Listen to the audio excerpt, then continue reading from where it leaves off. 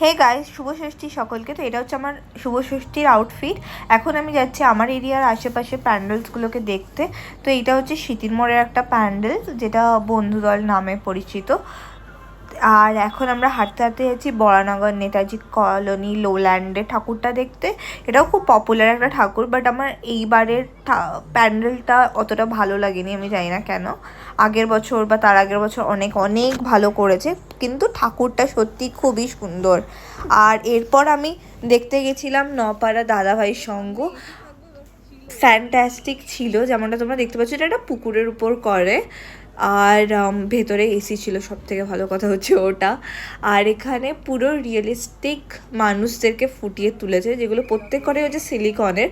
আর এখানে যেই স্ট্রাকচারটা দেখছো, এটা পুরো মুভ করছে, রোটেট হচ্ছে, তো অসাধারণ ছিল।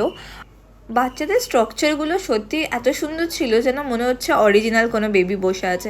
যাই হোক, আর ঠাকুরটা তো অসম্ভব সুন্দর ছিল। আর কালকের ভিডিওতে আমি মিস করে গেছিলাম তোমাদের বলতে, তেলেঙ্গা বাগানের ঠাকুরটা তোমরা যারা যারা দেখোনি প্লিজ প্লিজ দেখো, কারণ তেলেঙ্গা বাগানের ঠাকুরটা এতটা সুন্দর ছিল, কথায় অসাধারণ। Just please